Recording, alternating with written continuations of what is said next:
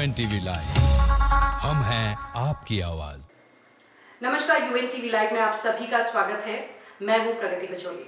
आज हम एक खास विषय पर चर्चा करने के लिए आपके सामने हैं और हमारे साथ कुछ खास मेहमान भी हैं जिन्हें आप देख सकते हैं। दरअसल हमारा जो विषय है आज चर्चा का, वह पत्रकारिता है। पत्रकारिता पर हम इसलिए चर्चा करना चाह रहे हैं क्योंकि पत्रकारिता वर्तमान में कई सवालों के घेरे में भी है। कई लोग इसे निष्पक्ष कहते हैं कि पत्रकारिता अब निष्पक्ष नहीं रह गई है। कई तरीके के अन्य आरोप भी पत्रकारों पर वर्तमान में लगते हैं। तो हमारे साथ जो खास मेहमान है, सबसे पहले मैं आपको उनसे मिलवाती हूँ और कुछ हमारे सवाल भी हैं उनसे पत्रकारिता को लेकर, उन सवालों को भी लेंगे। तो सबसे पहले मैं आपको मिलवाना चाहती हूँ हमारे इंडियन जर्नलिस्ट यूनियन के जो महासचिव हैं बलविंदर सिंह जम्मू जी से। सर, आपका बहुत बहुत स्वागत है। इसके अलावा हमारे साथ यहाँ पर उत्तराखंड जर्नलिस्ट यूनियन के अध्यक्ष हैं उमाकांत प्रवीण मेहता जी। सर, आपका भी बहुत बहुत स्वागत है। और साथ ही हमारे साथ हमारे वरिष्ठ पत्रकार हैं और उत्तराखंड जर्नलिस्ट जो हमारा यूनियन है उनके ये पूर्व सदस्य भी हैं। तो सर, आपका भी बहुत बहुत स्वागत है। जैसा कि कई सवाल हैं सर, जैसा कि मैंने शुरुआत की कि आज पत्रकारों पर कई सवाल खड़े होते हैं। इसमें से एक अहम सवाल यह है कि क्या पत्रकारिता आज वास्तव में निडर है, फेयर है और कितनी फ्रैंक है? देखिए, ये सवाल तो बहुत ही आपका अहम सवाल है। इस प्रश्न के बारे में तो आप अगर देश का जो मीडिया उस तरफ अगर आपकी निगाह जाती हो तो उसमें देखना पड़ेगा कि क्या हो रहा देश में, क्या देश जिस तरफ जा रहा है उसमें सब कुछ निष्पक्ष आ रहा। एक चैनल रह गया था इस देश में जो इंडिपेंडेंट राय देता था, उसको भी जो अल्टीमेटली कारपोरेट ने अपने कब्जे में कर लिया। वहीं से उससे पहले शब्द जो कॉइन हुआ था गोदी मीडिया। गोदी मीडिया इसीलिए आया था क्योंकि जो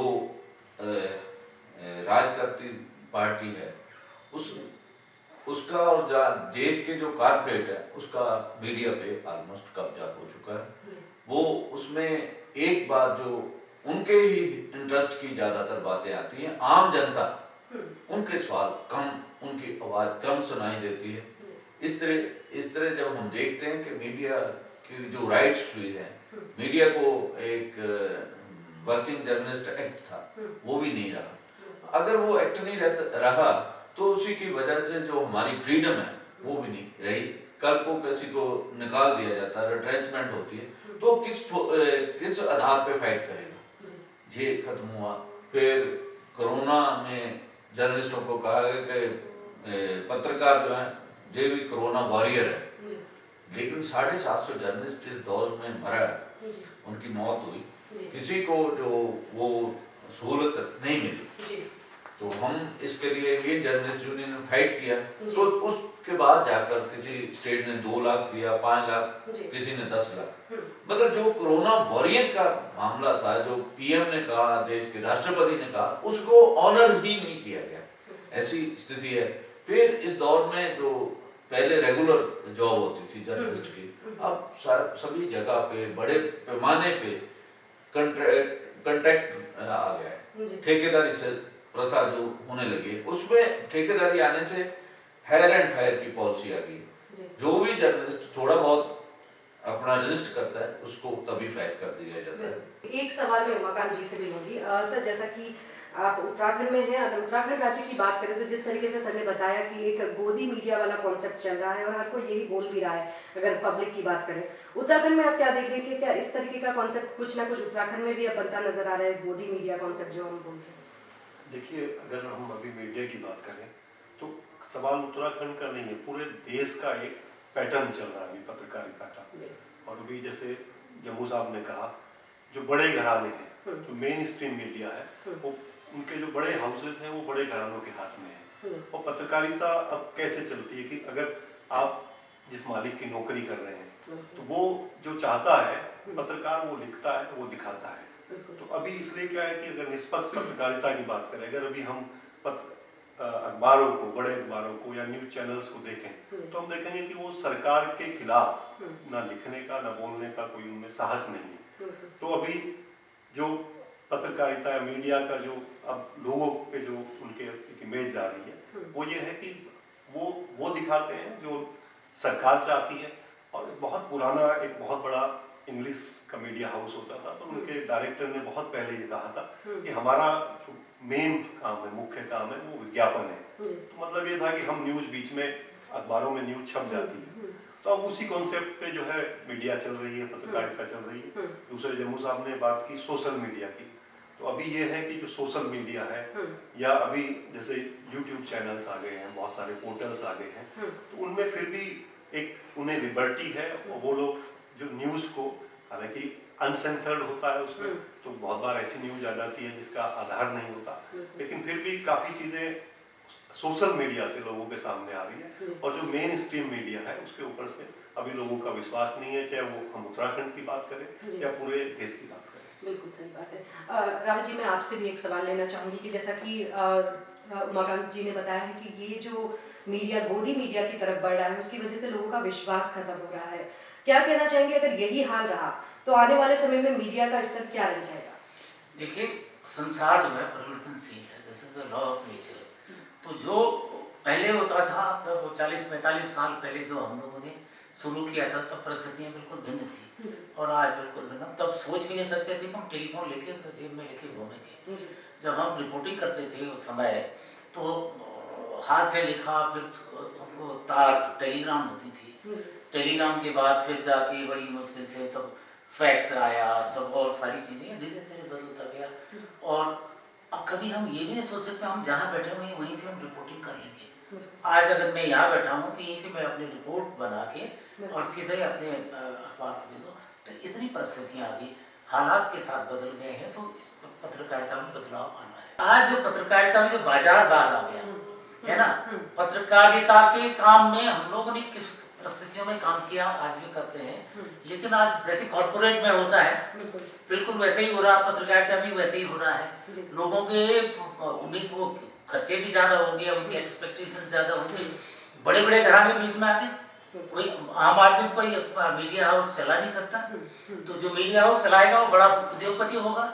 उद्योगपति क्यों करेगा? अपने इंटरेस्ट हैं उसके, तो वो इसलिए करता है कि पत्रकारिता के माध्यम से उसको एक तो उसको डिफेंड भी कर देगा, उसको शील्ड का काम करेगा। और जो कर्मचारी है, आज कर्मचारी के लिए क्या भाई, तुमको हमारे जमाने में स्पेशल कॉरेस्पोंडेंट जम्मू साहब बुढ़ापे में बनता था, ब्यूरो हेड बुढ़ापे में बनता था। आज किसी बच्चे को भी तो क्या है, हम तो ब्यूरो चीफ है।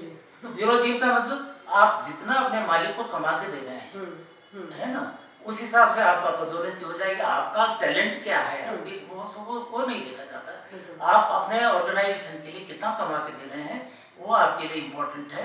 इस वजह से अगर आप सरकार के खिलाफ लिखेंगे तो आपका एडवर्टाइजमेंट बंद हो जाएगा।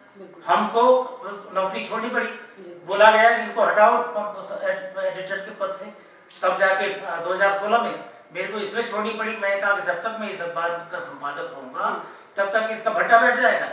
इसलिए बजाय मेरे को मालिक कल बोले, मैनेजमेंट बोले, मैंने पहले इस्तीफा दे दिया। वो स्थितियां हुई, एक बार पहले भी हुआ, फिर जाके गवर्नर के पास गए, तिवारी जी के जमाने में गए कि ये कैसी स्थिति है, मेरी वजह से वो अखबार का बट्टा बैठने वाला, उनका सारा एडवर्टाइजमेंट बंद हो गया। तो गवर्नर के पास गए, फिर तिवारी जी खैर दूसरी सोच के लोग थे, वो बात हुई।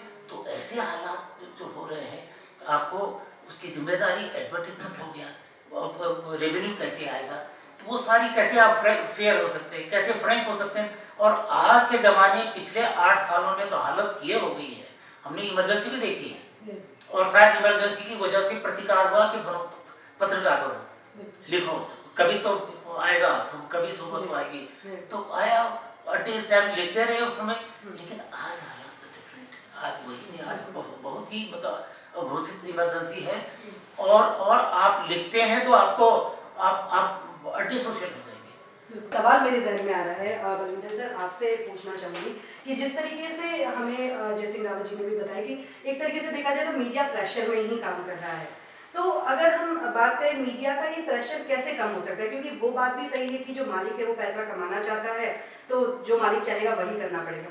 तो इस चीज से मीडिया जो हमारे जर्नलिस्ट हैं उनको कैसे आजादी मिले कि वो एक निष्पक्ष जर्नलिज्म की ओर बढ़ सके? देखिए, पहले रावत जी जो बात कर रहे थे, पहले मीडिया जो शताब्दी से एस्टेब्लिशमेंट से क्वेश्चन करता था, अब ऑपोजिशन से करता है, जो रूलिंग में नहीं उससे सवाल करने लगा है। क्योंकि मालिकों का जो जिनके पास मीडिया है उनका ये इशू है कि जो रूलिंग उससे इधर सवाल करो, ऐसा चल रहा है। ये बहुत डिफिकल्ट सवाल है कि कैसे मीडिया निरपेक्ष रह पाएगा, कैसे स्वतंत्र हो जाएगा, ये बहुत डिफिकल्ट है। इसके लिए जो पत्रकार हैं उनको अपनी ऑर्गेनाइजेशन बनानी पड़ेगी, उनको स्ट्रेंथन करना पड़ेगा, अपनी आवाज को बुलंद करना पड़ेगा। जितनी देर वो अपनी आवाज नहीं बुलंद करेंगे उतनी देर उनके जो राइट्स है वो भी नहीं मिलेंगे। उनको कभी भी कहीं से निकाल दिया जाता है आजकल, इसलिए उनको ऑर्गेनाइज होने की जरूरत है। अगर वो ऑर्गेनाइज होंगे तो उसके साथ वो अपने मीडिया हाउस अपने बना सकते हैं, चाहे कि रिसोर्सेज कम हो। ये ट्रेंड हमारे देश में शुरू हो चुका है। कई दिल्ली में देखिए कुछ लोग हैं जिन्होंने अपने अपने एस्टेब्लिश किए, वो कर रहे हैं, लोगों से पैसे लेते हैं, उसी से चलाते हैं। ये जो तरीकाकार है, ये जैसे देहरादून है, उत्तराखंड है, जहाँ के जर्नलिस्टों को मिलकर अपना मीडिया हाउस जो बनाना चाहिए, चाहे वो छोटा ही क्यों ना हो, उससे एक स्वतंत्र आवाज उठने लगेगी। ये जो तरीकाकार है ये पूरे देश में होना चाहिए, ताकि जो ऊपर प्रेशर है उसको कम किया जा सकता है। इस तरह से हम एक ऑर्गेनाइज हो, एक जर्नलिस्ट, क्योंकि हम बोलना जानते हैं, हम लिखना जानते हैं, तो हम ऐसा कोई मॉडल जो बना सकते हैं। कुछ लोगों ने बनाया, पी साईनाथ चंडीगढ़ में आए थे, वो रिनाउंड जर्नलिस्ट हैं देश के, उन्होंने कहा कि हमने बनाया। तो मैं चंडीगढ़ के जर्नलिस्टों को कहता हूँ, पंजाब के को भी कहता हूँ कि आप अपने अपने इकट्ठे होकर इस दिशा में सोचिए, इसमें जाएंगे तो अच्छा रहेंगे, अदरवाइज ये पॉसिबिलिटी नहीं रहेगी। सो मेरे को लगता है कि हमको इस दिशा में बढ़ना चाहिए, अपने आप को ऑर्गेनाइज करना चाहिए, अपने दोस्तों के साथ मिलकर मीडिया हाउस बनाने चाहिए, ताकि जो हम आम व्यक्ति हैं जो लगातार पिसता जा रहा है, जो आम जनसाधारण के मामले उसमें उठा सकें, उबार सकें, ताकि उनकी सुनवाई हो। इसलिए हमको इस दिशा में काम करने की जरूरत है। हम सोचते हैं हम अपनी ऑर्गेनाइजेशन में भी ये मामला रखेंगे इंडियन जर्नलिस्ट यूनियन में, क्यों आने वाले समय में हम इस दिशा में और आगे बढ़ सकें। जी उमाकांत जी, उत्तराखंड के परिप्रेक्ष्य में अगर मैं आपसे बात करूं तो उत्तराखंड में भी कई यूनियंस है जर्नलिस्ट की, लेकिन क्या इन यूनियंस के माध्यम से जो उत्तराखंड के जर्नलिस्ट हैं वो अपने अधिकार की लड़ाई लड़ पा रहे हैं? मुझे लगता है कि जो हमारे जर्नलिस्ट हैं वो लोगों की आवाज़ को उठाते हैं, लेकिन शायद अपने आप में वो खुद ही सबसे ज़्यादा प्रताड़ित है। क्या कहना चाहिए? ये तो आप सही कह रहे हैं कि जर्नलिस्ट, आम आदमी को लगता है कि जर्नलिस्ट जो है बहुत ताकतवर एक एंटिटी है, लेकिन जब उनके अपने अधिकारों की बात आती है तो अब तो जो है मीडिया हाउसेस कॉन्ट्रेक्चुअल जर्नलिज्म कर रहे हैं, तो उसे खुद पता नहीं होता कि अगर आज अभी रावत जी बता रहे थे कि अगर आपने सरकार के खिलाफ या जिसके खिलाफ आपके बॉसेस नहीं चाहते या आपका मालिक नहीं चाहता, उसके खिलाफ आप स्टोरी कर देंगे तो आपको पता भी नहीं होगा कि अगले दिन आप उस नौकरी पर रहेंगे या नहीं रहेंगे। दूसरे, ये भी एक बड़ा सवाल है कि अगर आज आप एक बड़े बैनर में काम कर रहे हैं तो आपको, आपकी जो सब जानते हैं, आपको उस बैनर से जानते हैं, तो जर्नलिस्ट को ये डर बना रहता है कि अगर कल मैं नौकरी से निकल गया तो मुझे कोई नई नौकरी तो देना दूर, मुझे कोई पूछेगा नहीं। तो जर्नलिस्ट यूनियन जो है वो एक अलग तरीके से, वो अलग अलग जो प्रॉब्लम्स होते हैं हम उन्हें उठाते हैं, लेकिन अब जो ये अभी आपने जम्मू सर से, बलविंदर जम्मू जी से सवाल पूछा कि जो है पत्रकार अपनी आवाज उठा सके, उसके लिए क्या करना चाहिए, तो ये बहुत एक अहम सवाल भी है, मुश्किल सवाल है, और एक बहुत सटीक आंसर जम्मू जी ने दिया है कि अब जो टाइम आ गया है वो सोशल मीडिया का टाइम है। तो अभी क्या है कि आप अपना यूट्यूब चैनल चलाकर या पोर्टल चलाकर, एक तो क्या है कि आप इंडिपेंडेंट हो जाएंगे और आप उसके ऊपर काम करते हैं तो 2 साल 3 साल 4 साल, क्योंकि अब रेवेन्यू जनरेट करने के बहुत सारे तरीके आपको मिल जाएंगे, वो आपको ऐड भी मिलेंगे, अलग अलग सोर्सेज से ऐड मिलेंगे, तो वो कल अगर वो एक ब्रांड बनेगा तो वो आपका ब्रांड होगा। और फिर आप अपने, अगर आपको लगेगा कि मुझे ये दबा कुचला वर्ग है या ये पर्टिकुलर आदमी की आवाज उठानी है, तो आप उस आवाज को दम के साथ उठा सकते हैं।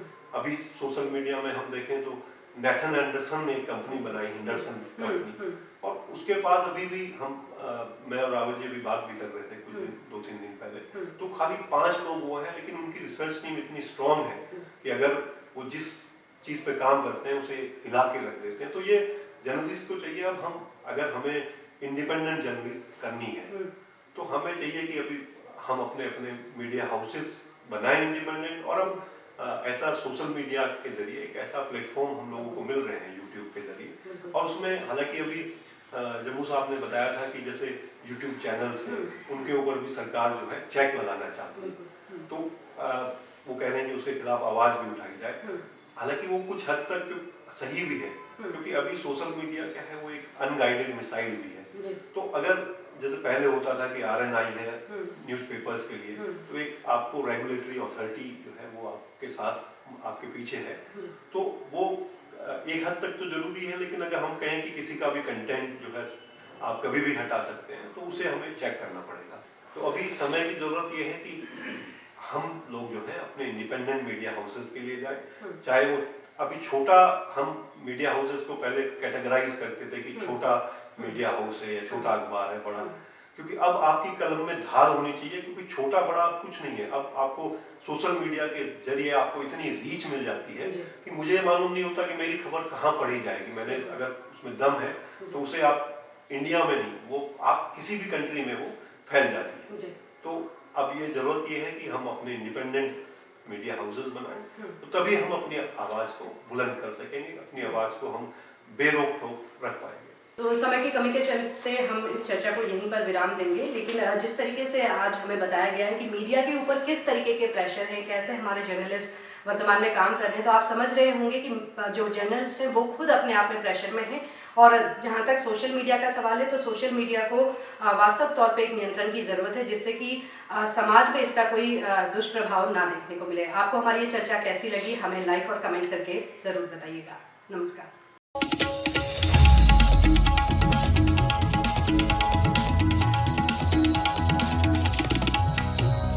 UNTV लाइव, हम हैं आपकी आवाज।